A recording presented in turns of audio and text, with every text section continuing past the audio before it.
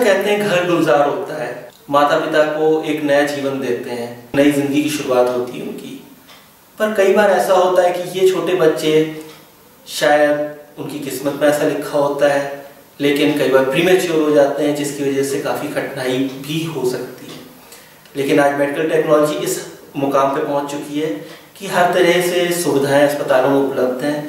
बहुत अच्छे विशेषज्ञ हैं जो कि स्पेशली प्रीमेच्योर बच्चे या बच्चे जो कि बर्थ के समय ही किसी बीमारी से ग्रस्त हो जाते हैं, उनको उनकी देखरेख में पूरी तरह से निपुण है।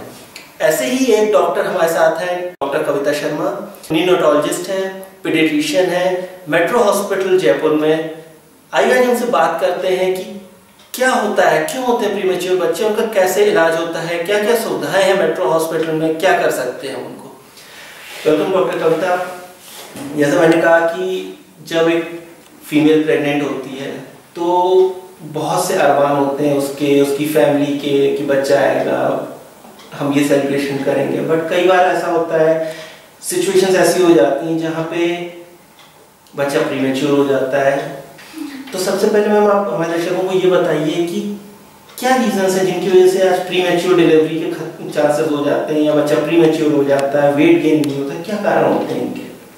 प्रीमेच्योर डिलीवरी एक तो ये होता है कि मदर यंग एज हो, लो सोशियो इकोनॉमिक स्टेटस हो, कोई मदर में इन्फेक्शन होता है, PIH वगैरह है, इन सब चीज़ों से प्रीमेच्योर डिलीवरी के चांसेस बढ़ जाते हैं। और प्रीमेच्योर बच्चा जो है, अगर आजकल मेडिकल इतना एडवांस्ड है कि 28 वीक्स तक, 26 वीक्स तक के बच्चे भी एडवांस्ड टेक्नोलॉजी से अब सर्वाइवल रेट उनकी इम्प्रूव हो गई है, जो कि पहले अपन नहीं सोच सकते थे।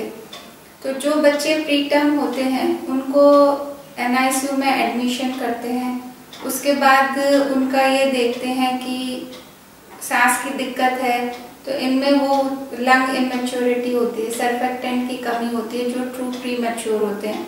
तो उनके लिए एक मिनट बीच में रोकना चाहूँगा, हमारे दर्शकों के लिए थोड़ा आसान हो जाएगा अगर एक बार आप बता दें कि फुल टर्म क्या होता है प्रेगनेंसी में। हाँ जी। और प्री टर्म हम किसको कहते हैं, फुल टर्म प्रेगनेंसी या फुल टर्म प्रेगनेंसी अगर 38 वीक्स कंप्लीटेड जो होते हैं उसके बियॉन्ड हम फुल टर्म प्रेगनेंसी मानते हैं, और उससे जो नीचे होता है वो प्री टर्म होता है। प्री टर्म कुछ भी हो सकता है उससे कम। हाँ, मतलब अगर 38 वीक्स कंप्लीट हो गए, it means it's a full term pregnancy, and below that it's pre term.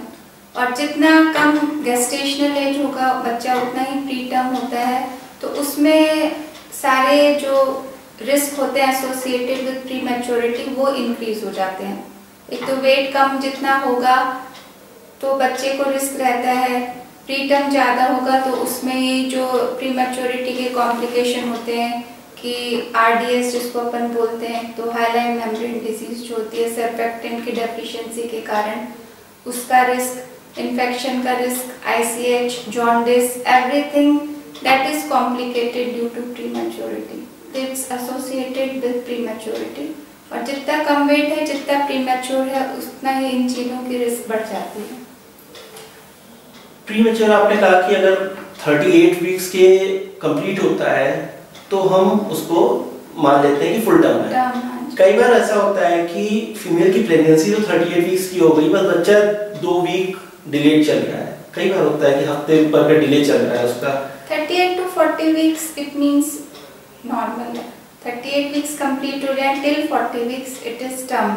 अगर 40 वीक्स से बियॉन्ड हो जाता है तो फिर नहीं मैम, मेरा कहने का मतलब है कि अगर हम काउंट करें डेज वाइज तो 38 वीक्स फीमेल के कंप्लीट हो रहे हैं। जब हम अल्ट्रासाउंड में बच्चे की एज चेक करते हैं कंपैरिजन टू जो जेस्टेशनल एज होती है, वो कई बार डिलेड होती है कि 1 वीक डिले है।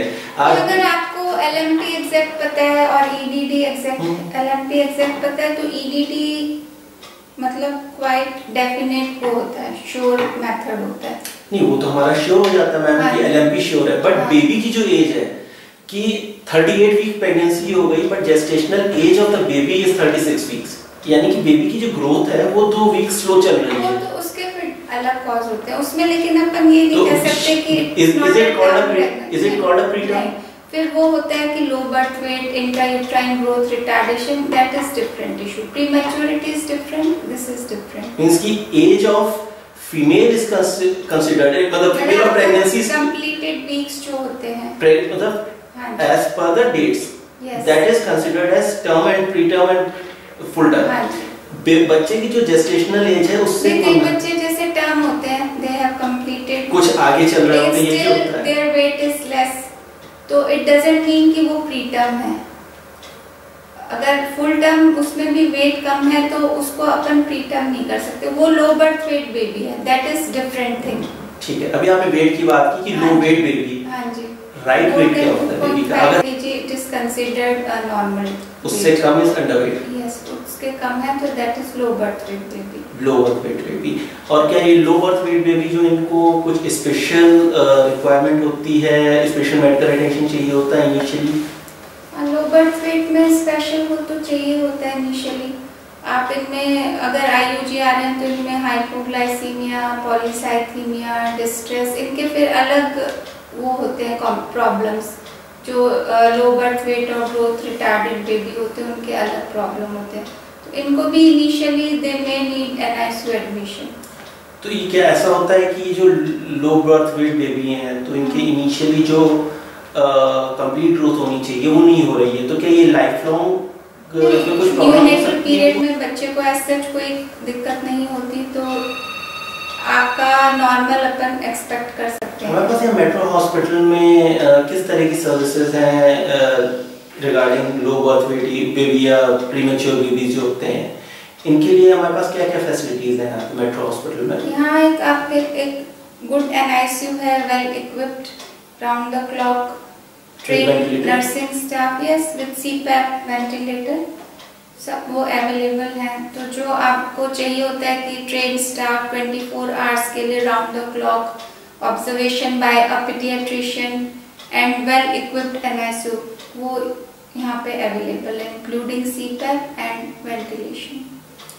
हमने यहाँ पे मेट्रो हॉस्पिटल में कितने कम सबसे कम वेट क्या था बेबी का जिसको हमने ट्रीट किया? और जो सबसे लो बर्थ वेट यहाँ डिलीवर हुआ है वो तो 1. आपका तो इतना एक्सपीरियंस रहा है, आपने अपने करियर में भी काफी लो वेट बेबी मैनेज किए होंगे, तो मिनिमम क्या रहा वेट जो आपने मैनेज किया है सबसे कम? 800 ग्राम, बहुत ही कम। 800 ग्राम का बच्चा, 800 ग्राम का बच्चा मैनेज करना और उसको सरवाइव करवाना, उसको ये अपने आप में एक क्रेडिट है, hats off to ma'am.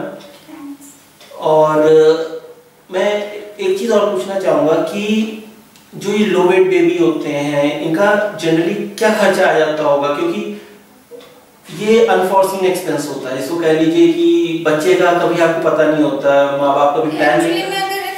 High risk pregnancy तो थोड़ा बहुत तो आप पेरेंट्स को ये चीज आप बिफोर हैंड आप उनको बता देते हैं।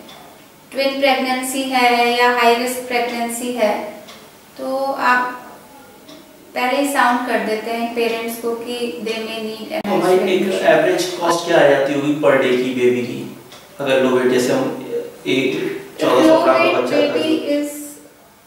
और प्रीमेच्योर जिसको कह लीजिए, and if he is not on mechanical ventilation or CPAP, then the cost is around 6 to 8,000 per day. और अगर वेंटिलेटर पे है तो then it will all मतलब it will be around 10,000 to 12,000. मैंने कई जगह और बड़े हॉस्पिटल्स में भी जाके इनके रेट पता किए, और भी मैंने न्यूरोलॉजिस्ट से बात की, जो नॉर्मल एक अप्रॉक्सीमेट कॉस्ट, एवरेज कॉस्ट जो पर डे की आती है, अगर बच्चा निकू में वेंटिलेटर पर रखा गया है तो कम से कम 20 से 25 हज़ार रुपए है।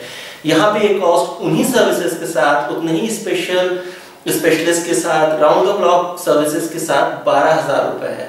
काफी अंतर है, कोई दो राय नहीं है इसमें। आजकल एक इनफर्टिलिटी की वजह से आईवीएफ ने बहुत ज़्यादा आजकल पाँव पसार रखे हैं जिसको कह लीजिए, या क्या आईवीएफ में चांसेस होते हैं ज़्यादातर कि प्रीमेच्योर बर्थ हो, ट्विन बर्थ हो, लो वेट बेबी होने के चांसेस? ट्विन बर्थ और ये सब तो लो वेट या प्रीमेच्योर होते हैं आईवीएफ में चांसेस होते हैं। तो हमारे पास काफ़ी पेशेंट्स ऐसे भी आते होंगे जिनका आईवीएफ के थ्रू डिलीवरी हुई है और उनको यहाँ पे शिफ्ट करना पड़ा because of low weight baby management के लिए यहाँ पे। तो हमारे पास ऐसे भी केसेस काफ़ी आते होंगे।